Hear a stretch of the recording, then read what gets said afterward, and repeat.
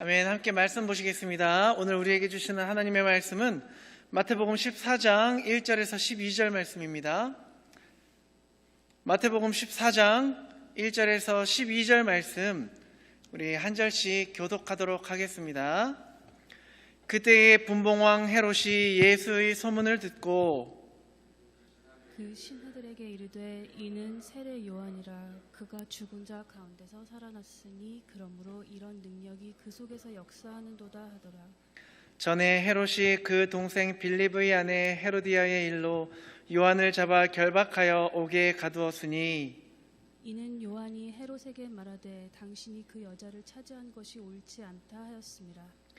헤롯이 요한을 죽이려 하되 무리가 그를 선지자로 여김으로 그를 두려워하더니 마침 헤롯의 생일이 되어 헤로디아의 딸이 연석 가운데서 춤을 추어 헤롯을 기쁘게 하니 헤롯이 맹세로 그에게 무엇이든지 달라는 대로 주겠다고 약속하거늘 그가 제 어머니의 시킴을 듣고 이르되 세례 요한의 머리를 소반에 얹어 여기서 내게 주소서 하니 왕이 근심하나 자기가 맹세한 것과 그 함께 앉은 사람들 때문에 주라 명하고 사람을 보내어 옥에서 요한의 목을 베어 그 머리를 소반에 얹어서 그 소녀에게 주니 그가 자기 어머니에게로 가져가니라. 요한의 제자들이 와서 시체를 가져다가 장사하고 가서 예수께 아뢰니라. 아멘. 오늘 본문에서는 세례 요한의 그 죽음에 관한 이야기가 기록되어 있습니다. 세례 요한은 우리가 잘 알다시피 이제 마태복음 3장에서 이제 메시아 예수님이 오시는 길을 예비하지요. 회개하라, 천국에 가까웠느니라.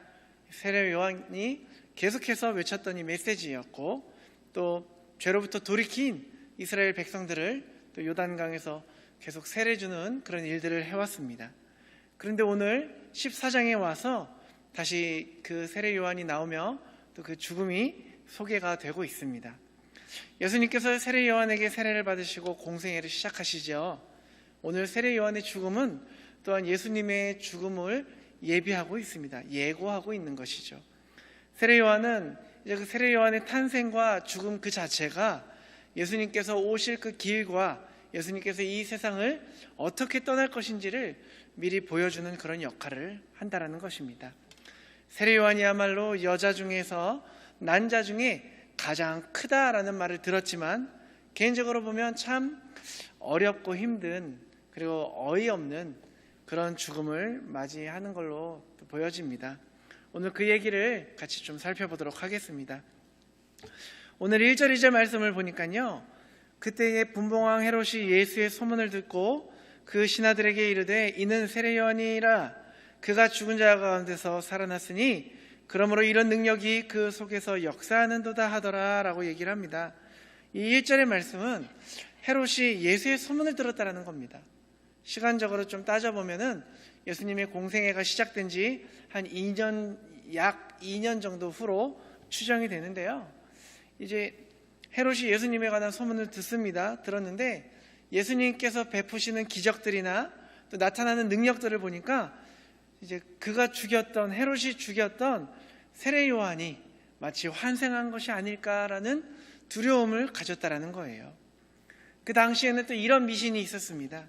선지자들이나 또 의로운 사람이 억울한 죽음을 맞으면 그는 그렇게 죽는 것이 아니라 그 영혼은 누군가에게서 들어가서 환생한다라는 그러한 미신이 있던 때였습니다. 헤롯은 사두개인에 좀 속하죠. 그래서 사두개인은 부활을 믿지 않습니다. 신앙이 없는 사람들은 근데 그런 좀 미신들은 좀 잘 믿잖아요. 예전에도 이제 교회를 다니다 보면 좀 약간 좀 나이가 좀 드신 할머니 권사님들께서 열심히 기도 생활을 하시면서도 뭐 예전 그런 미신들 뭐 이렇게 양말 베개맡에 양말을 올려놓고 자면은 뭐 안 좋다더라 뭐 이런 것들에 대해서 많이 말씀하시는 것들을 좀 들었던 기억이 나는데요. 우리가 뭐 자라보고 놀란 가슴 소뚜껑 보고 놀란다 뭐 그러지 않습니까? 남들은 별 의미 없이 했던 그런 말인데 우리는 괜히 우리 삶에서 제가 혹시 뭐 나에 대한 비밀을 알고 있는 것이 아닌가 괜히 찔리거나 놀라는 그런 경험들을 하잖아요. 근데 바로 이 분봉왕 헤롯이 오늘 이 화들짝 놀라는 그런 반응을 하는 겁니다. 혹시 예수라는 사람이 내가 죽인 그 세례 요한이 다시 나타난 거, 환생한 거 아니야? 그래서 저런 능력을 행하고 있는 것은 아닐까? 예수님의 가족들조차도 예수님을 잘 믿지 않는 그런 모습을 보지 않습니까? 바리새인들이나 제사장 이런 사람들은 오히려 사단의 능력이 그 안에서 역사한다고까지 음해하고 또 오해하고 하는 모습을 보게 됩니다. 그 당시에 누가 예수님을 제대로 믿었을까요? 심지어 그 제자들조차도 예수님께서 그 불신의 모습, 또 그 의심의 모습을 보면서 믿음이 작은 자들이라고 꾸짖는 모습들도 나옵니다. 정말 예수님을 제대로 알았던 사람은 누구이며 또 제대로 믿었던 사람이 과연 몇이나 되겠습니까? 오죽하면 이 예수님의 앞길을 예비했다라는 세례 요한조차도 마태복음 11장에 정말 우리가 기다렸던 메시아 당신이 맞습니까? 아니면 우리가 다른 메시아를 기다려야 됩니까? 감옥에서 이런 의심을 들어서 제자들에게 그 말을 전하라고 예수님께 보내지 않습니까? 오늘 이 헤롯이라는 사람을 보면 여러분이 그 헤롯이라는 집안의 가계도를 보면 굉장히 복잡합니다. 소위 말해서 좀 콩가루 집안입니다. 헤롯 대왕으로부터 가계도가 시작이 되거든요. 참 기가 막힙니다. 인터넷을 좀 찾아보시면 여러분들도 쉽게 보실 수가 있으실 텐데요. 그런 일들이 그 집안에서 일어나는 그 불륜들, 근친상간들, 이런 일들이 굉장히 복잡합니다. 예수님이 태어났다라는 소식을 듣고 동방 박사들이 경배하러 왔을 때에 이제 왕이 결국 아이를 찾지 못해서 2살 이하의 아이를 다 죽여라 명하잖아요. 그게 바로 헤롯 대왕입니다. 헤롯 대왕의 아내가 5명이, 거기 적혀 있는 게 5명입니다. 한쪽에는 그 외에 5명이라고 또 써 있어요. 그리고 그 가계도에만 나와 있는 그 자녀, 아들들만 7명이 기록되어 있는데, 정말 그 기록되어 있는 아들들이 7명이라면 그 외의 아들들이 더 많이 있겠죠.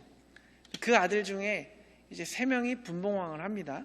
분봉왕이라는 것은 뭐냐면, 그때 당시 이제 로마 제국이 정복한 그런 땅을 직접 다스리지 않고요, 그 토착 세력들에게 위임을 합니다. 그래서 땅을 대신 다스리라고 그렇게 하는 겁니다.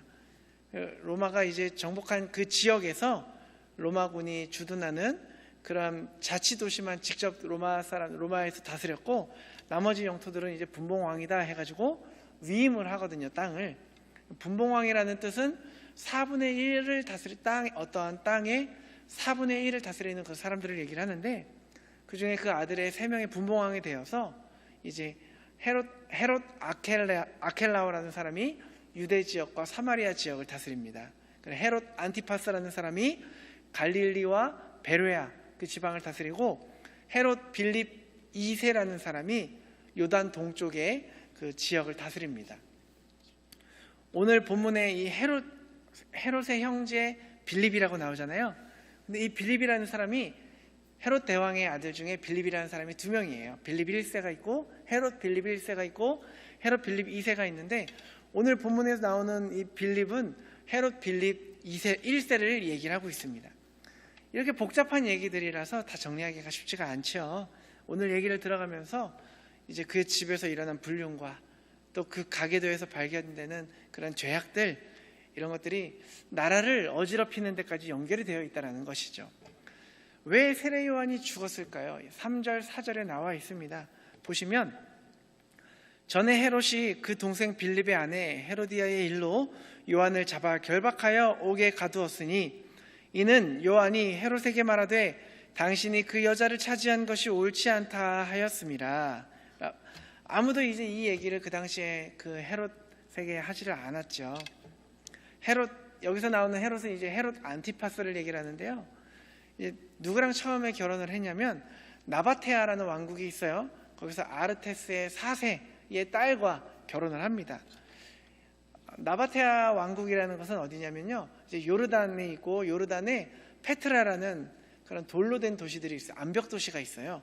거기를 다스렸던 왕이고 또 그 왕의 딸과 결혼을 했는데 이제 그 헤롯 안티파스가 로마에 갈 일이 있어가지고 로마를 가는 중에 이복 동생인 헤롯 빌립 1세의 집에 잠시 들릅니다. 거기서 이제 그 헤롯 1세와 결혼한 헤로디아라는 여인을 보게 되고 눈이 맞게 되죠. 그래서 거기서 불륜을 저지르고 각자 이혼을 하고 결혼을 하게 되는 것입니다.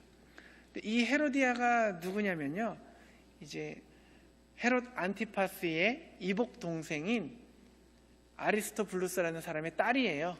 그러니까 자기의 제수이자 또 조카가 되는 거겠죠. 조카가 되는 헤로디아와 결혼을 합니다. 결국 이제 나중에는 나바테아 왕국의 아르테스 4세가 이제 딸이 이혼을 당하자 전쟁을 벌이게 됩니다. 전쟁을 벌이게 돼서 이제 헤롯 안티파스가 그 전쟁에서 이제 크게 또 벌을 받게, 죽지는 않고 이제 좀 혼나게 되는데요. 그러한 일들이 일어나게 되는데요. 근데 이제 이런 소위 헤로디아와 헤롯 안티파스의 그 결혼을 그 당시의 유대 율법으로 보면은 이제 율법을 범한 거거든요. 동생이 살아있는데 동생의 아내를 취하는 법은 없단 말이죠. 물론 이제 형이 죽었을 때에 동생이 형수를 취하든지 아니면 동생이 애가 없이 죽었을 때에 이제 그 동생이 아내를 취하든지 이런 법은 있었습니다. 그런데 살아있는 형제의 아내를 뺏어오는 그런 일은 말도 안 되는 건데, 더군다나 그 여자가 조카잖아요. 조카를 데리고 오는 거는 쉽지 않은 일이었거든요. 아무도 그 사실에 대해서 입을 열지 않았을 때에 불의하다, 이거 잘못된 거다라고 계속 문제를 제기한 사람이 바로 세례 요한입니다. 얼마나 눈에 가시겠습니까? 얼마나 죽이고 싶었겠습니까? 마가복음 6장을 보니까 같은 내용이 또 나와 있는데요. 헤롯도 요한을 미워했겠지만 이 헤로디아는 그 세례 요한을 굉장히 증오합니다. 마가복음 6장 19절 20절을 보시면요, 제가 한번 읽어볼게요. 헤로디아가 요한을 원수로 여겨 죽이고자 하였으되 하지 못한 것은 헤롯이 요한을 의롭고 거룩한 사람으로 알고 두려워하여 보호하며 또 그의 말을 들을 때에 크게 번민을 하면서도 달갑게 들음이러라. 헤로디아는 세례 요한을 원수로 여깁니다. 원수로 여겨서 죽이고 싶어 합니다. 그런데 헤로디아가 차마 요한을 죽이지 못한 것, 세례 요한을 죽이지 못한 것은 바로 그 헤롯이 요한을 거룩한 사람으로 두려워했다라고 오늘 마가복음에 적혀 있죠. 헤롯도 요한이 의롭고 거룩한 사람인 줄 알기 때문에 두려워했습니다. 또 보호해줬겠죠. 그래서 요한이 그거 말할 때에 그 말한 일로 인해서 괴로워하면서도 달게 들었습니다. 세례 요한이 헤롯에게 무슨 말을 했겠습니까? 죄에서 돌이켜라, 회개해라, 그거 죄다 라고 선포했겠죠. 그 말을 들으면서 이 헤롯은 너무나도 괴로웠지만 동시에 또 그것을 달게 봤습니다. 그러니까 헤롯도 헤로디아와 결혼한 것이 잘못된 일이라는 것을 알았다는 거죠. 양심의 찔림이 있었다는 거죠. 잘못인지도 알면서도 하지만 죄를 과감히 버리지 못하는 모습을 볼 수 있습니다. 괴로워하고 요한의 말을 달게 들었지만 진리를 따르기를 결단하지 못했다는 겁니다. 한편으로 세례 요한을 죽이고 싶고 한편으로는 그 말을 달게 듣기도 합니다.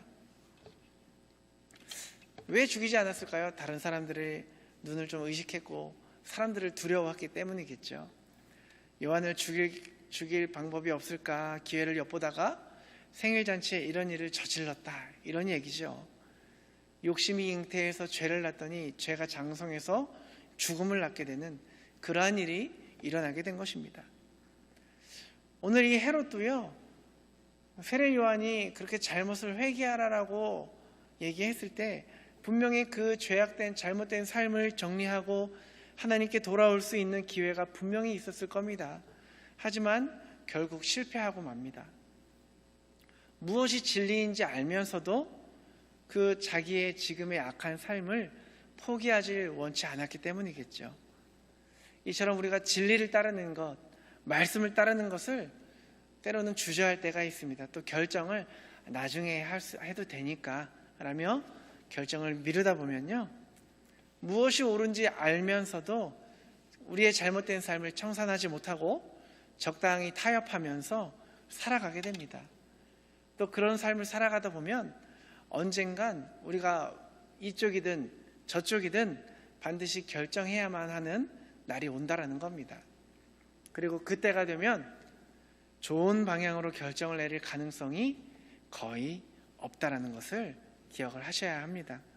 여러분, 혹시 지금 하나님과 세상 사이에서 갈등하고 계신 것, 결정을 잠시 미루고 있는 것 있으십니까? 구약 성경에서요, 하나님께서 이스라엘 백성들에게 진노하신 많은 이유들이 있는데요, 근데 결코 그들이 하나님을 섬기지 않았기 때문에 하나님이 진노하지 않으십니다. 물론 사사시대에는 그들이 하나님을 알지 못함으로 라는 얘기들이 많이 나오지만요, 출애굽 시절부터 쭉 봐오면요, 그 이스라엘 백성들은 하나님을 섬깁니다. 그런데요, 동시에 바알신도 섬깁니다. 다른 신들을 섬깁니다. 하나님 한 분만 섬기니까 뭔가 좀 허전하고 불안한 마음이 있었겠죠. 안심이 되지 않았겠죠. 그러다 보니까 다른 신들을 섬기게 되는, 다른 것들을 의지하게 되는 것입니다.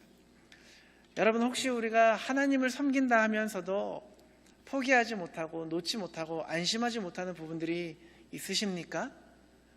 하나님께 완전히 내어드리지 못하고 완전히 맡기지 못하고 아직도 내가 쥐고 있는 그런 어떠한 것이 있으십니까? 단지 주일 예배나 수요 예배나 혹은 새벽 예배에 참석하는 것으로 그냥 그것으로 위로하며 자신을 그래 이만하면 됐다 위로하시면서 그 외의 시간은 완전히 여러분들의 마음으로 살고 계시지는 않으십니까? 여러분, 우리는 하나님과 세상을 동시에 섬길 수 없습니다. 이것을 반드시 기억하시고 반드시 짚고 넘어가셔야 합니다. 은근슬쩍 이거 넘어가시다 보면요, 언젠가 반드시 결정을 해야 될 때가 있는데요, 그 결정은 아마도 여러분들의 인생에서 기억하고 싶지 않는 그런 날이 될 수 있을 것입니다. 계속해서 본문 5절에서 7절을 보면요, 세례 요한이 이런 방법으로 죽게 됩니다. 헤롯이 요한을 죽이려 하되 무리가 그를 선지자로 여김으로 그들을 두려워하더니 마침 헤롯의 생일이 되어 헤로디아의 딸이 연석 가운데서 춤을 추어 헤롯을 기쁘게 하니 헤롯이 맹세로 그에게 무엇이든지 달라는 대로 주겠다고 약속하거늘 이라고 나옵니다. 헤롯이 요한을 죽이려고 했지만 못 죽이죠. 마르케스라는 요단 동편에 있는 성에 가둡니다. 그리고 자기 생일에 잔치를 연 거죠.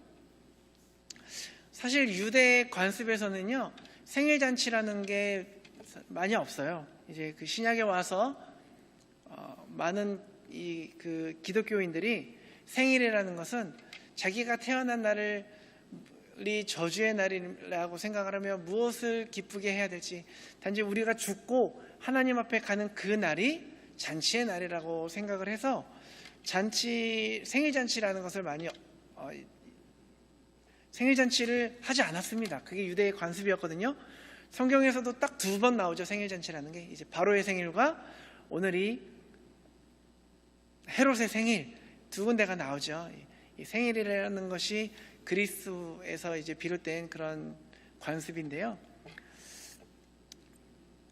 어찌됐건 이 헤롯은 자기의 생일날 많은 사람들을 초청을 합니다.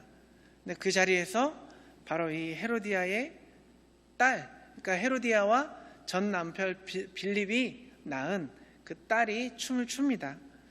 이제 전승에 따르면요, 성경에는 나와 있지 않지만 이날 춤을 춘 게 7베일의 춤이라는 춤이에요.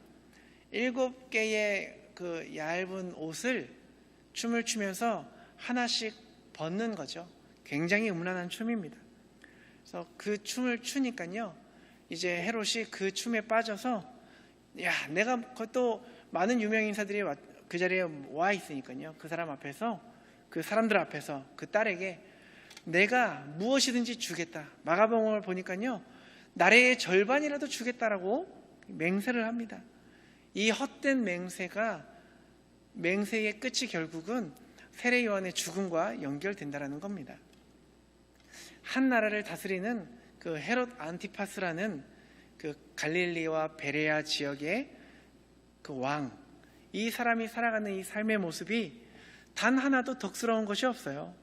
이게 그 당시 한 나라를 다스리는 정치 지도자들의 삶의 방식이었다는 겁니다. 음란하고 추악하고 또 탐욕이 넘치는 그러한 사람들이 그 나라를 다스리고 있었다는 겁니다. 과연 그때뿐일까요? 지금은 어떻습니까? 입에 담을 수도 없는 그러한 음란한 일들이 벌어지고 또 드러나고 있지 않습니까? 오늘 이 헤롯이 동생 아내하고 눈이 맞아서 이혼을 시키고 결혼을 하질 않나, 또 이 헤로디아의 딸의 춤 때문에 그 당시 그 딸의 나이를요 한 12살에서 13살 정도라고 추정을 합니다. 그 12살짜리 애가 그런 음란한 춤을 많은 사람들이 보는 앞에서 춥니다. 그게 어떻게, 그런 가정교육이 어디 있습니까? 다 그렇게 살았다는 거죠. 그 딸은 또 어떻습니까? 역사 기록에 의하면요, 그 딸의 이름은 살로메라고 합니다. 이제 마태복음에 나오는 그 살로메와는 다른 사람입니다. 이 사건을 읽을 때마다 참 저는 생각할수록 놀라요. 어떻게 이런 12살짜리 아이에게 사람의 목을 베어라고 시키고, 또 그 자기 엄마가 요한의 머리를 구하라고 얘기를 할 때요, 이 여자아이는, 살로메라는 여자아이는 놀라지 않습니다. 더 놀랄 만한 일은요, 헤롯의 부하가 요한의 목을 베어서 그것을 이제 쟁반에 담아주잖아요. 그것을 들고, 그 12살짜리 아이가 그것을 들고 엄마한테 갑니다. 이게 보통 12살 아이가 할 수 있는 일이겠습니까? 목을 베었다면 피가 쟁반에 고여 있을 거고요, 머리만 있다면 또 얼마나 또 무서운 그런 모습이었겠습니까? 끔찍한 모습이었겠습니까? 근데 그것을 들고 자기 어머니에게 가지고 갑니다. 뭐 요즘 10대들 문제다 하지만 옛날이나 지금이나 악한 것은 마찬가지인 것 같습니다.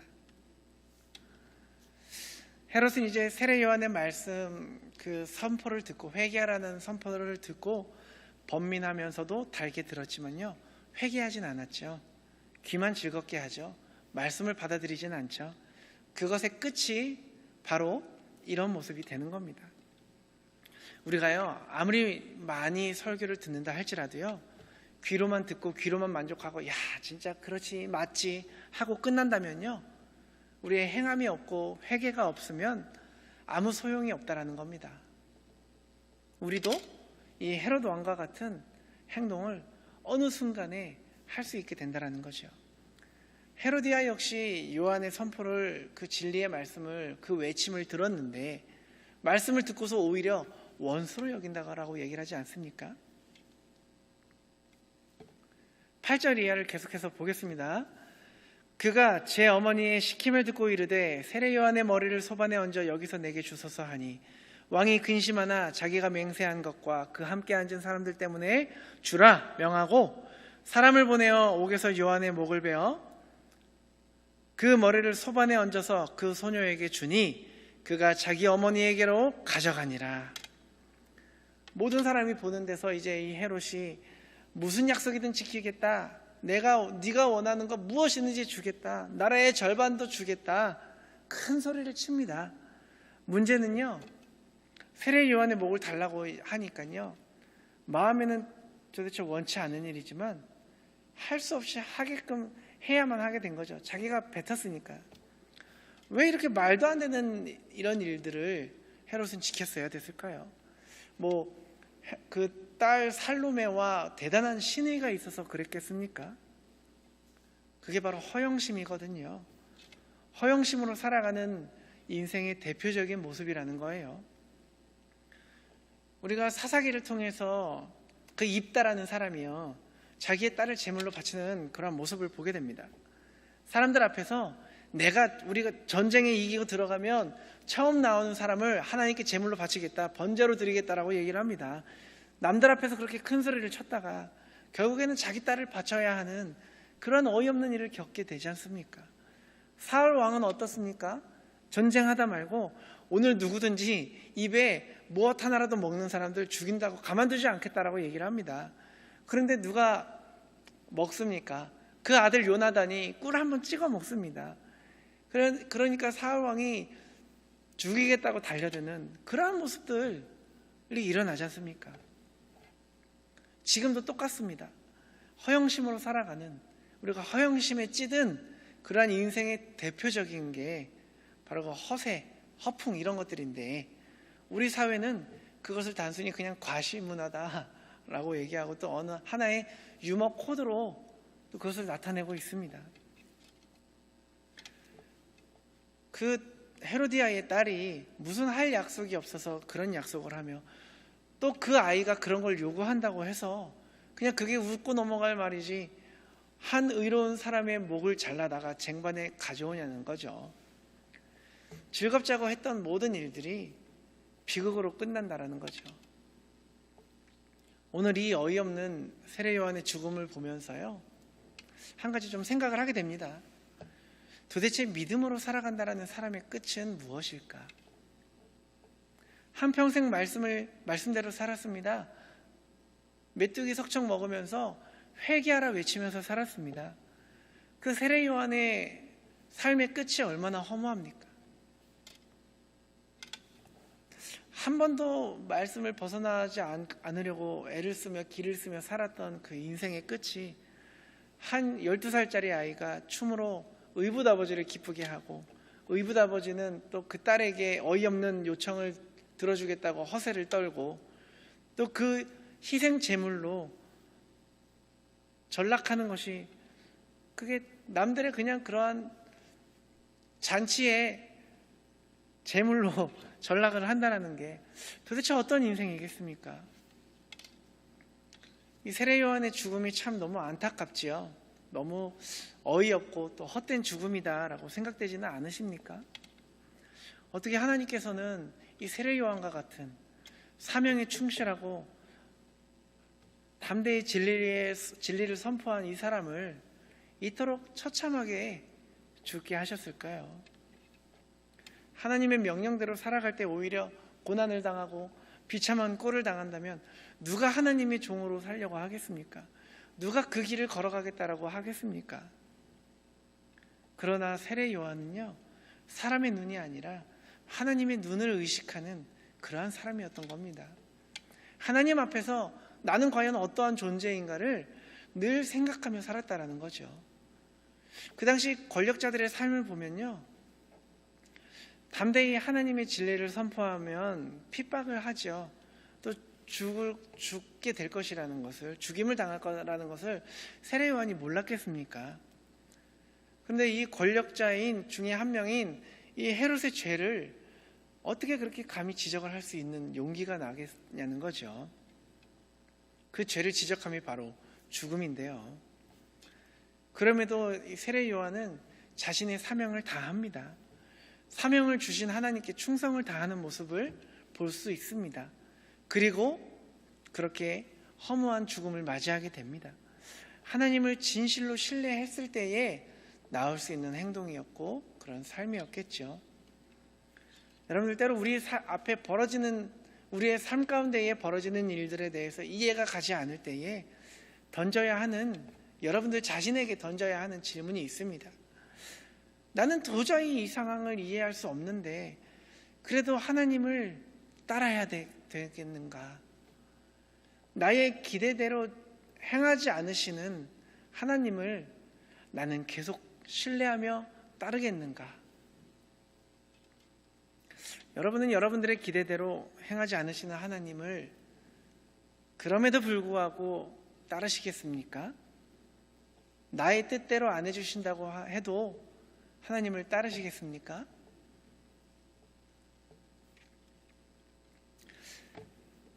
마지막으로 12절 말씀입니다. 요한의 제자들이 이제 와서 시체를 가져다가 장사를 하고 예수께 아뢰니라 얘기를 합니다. 어찌됐건 요한의 제자들이 시체를 받았죠. 장사를 지내줍니다. 장례를 치르고 이제 그 사실을 예수님한테 가서 얘기를 한 거예요. 어쩌면 이 제자들은 세례 요한이 감옥에 있을 때에 그 세례 요한의 말, 당신이 정말 메시아가 맞습니까? 아니면 우리가 다른 메시아를 기다려야 됩니까? 라는 그러한 질문을 전하기 위해 갔던 그 제자들이 그 가운데 있었을 수도 있었겠죠. 세례 요한이 이렇게 어이없는 죽음을 맞았는데 예수님께서는 이제 13절부터 쭉 보시면 아무 반응을 하지 않으세요. 그냥 조용히 배를 타고 빈들로 가서 병자들을 고쳐주시고 이제 기적을 행하십니다. 오늘 이 얘기를 읽으면서 세례 요한이라고 하는 예수님이 이 땅에서 여인이 낳은 자 중에서 가장 큰 사람이라고 얘기를 했던, 칭찬했던 그러한 믿음의 사람이 죽어가는 것을 우리가 지켜보면서 이 세상의 실상을 한 번 더 들여다봐야 한다는 겁니다. 결국 진리대로 살아가는 사람들은 이 땅에서 미움을 받고요. 결국 세상에서는 기독교가 미움을 받게 되는 것이 바로 이 진리에 있다라는 거죠. 진리라는 거죠. 저도 한때는 믿지 않는 사람들에게 이 기독교에 대한 인식을 바꿔주기 위해서 참 많은 노력을 했었습니다. 그런데 결국에는 제가 깨닫게 된 것은 나는 그냥 하나님의 말씀을 담대히 전할 뿐이구나. 그 사람들이 기독교를 미워하는 것은 어찌 보면 당연한 거구나라는 생각이, 그 깨달음이 오게 되더라고요. 그리고 이제 성경에는 나와 있지 않지만 후에 이제 아까 앞에서 잠깐 언급했던 것처럼요, 이제 헤롯 안티파스와 또 그 전 부인의 그 아버지, 그 나라와 나바테스 왕, 그 아레타스 4세와 이제 전쟁을 벌이게 됩니다. 그래서 아레타스 4세가 이기게 되고요, 안티파스는 도망을 가게 됩니다. 그리고 3년 후에 헤롯 안티파스는요, 이제 로마 황제에게 반역을 꾸몄다라는 모함을 받고 헤로디아와 함께 이제 유배를 가서 거기서 죽게 됩니다. 그리고 그 의붓 딸, 그러니까 헤로디아의 딸 살로메는 겨울에 얼음 위를 걷다가 얼음이 깨져서 얼음으로 이제 떨어지는 과정에서 날카로운 얼음 조각이 이제 목을 찔러서 죽음을 맞이하게 됩니다. 세례 요한은요, 주님의 길을 준비했죠. 그리고 주님의 삶을 앞서서 살았다라고 얘기를 하고 있습니다. 이 불의했던 이 시대 가운데에 하나님의 나라와 또 그 의를 전하다가 이렇게 비참한 죽음을 당하게 됩니다. 세례 요한이 당한 이 순환은요, 이제 예수님의 길을 예비한다라고 하는데요. 주님의 오실 길을 예비하며 살다 간 그 세례 요한의 죽음은 결코 헛되지 않습니다. 모든 것을 지켜보시는 하나님께서 공의로 갚아주심을 믿고 나아가기 때문에 결국 하나님께서 그것을 또 갚아주셨을 것입니다. 우리가요, 세례 요한처럼 하나님의 그 나라의 복음을 전하고 다시 오실 예수님을 예비하며 또 그분을 나타내는 그런 삶을 살아갈 때에 우리 앞에 때로는 말도 안 되는 일들이 일어나고 또 비참한 일들, 어이없는 일들, 그러한 일들이 일어난다 할지라도요, 여러분 잘하고 계시는 겁니다. 우리가 결국에는 그 길을 예비하며 나아갈 때에 하나님께서 하늘의 상급으로 저와 여러분들에게 갚아주실 것이라고 믿습니다. 우리가 언제나 하나님의 다시 오실 예수님을 예비하며 나타내며 또 그리스도의 향기로서의 삶을 살아가시는 저와 여러분 되시기를 주님의 이름으로 축복합니다.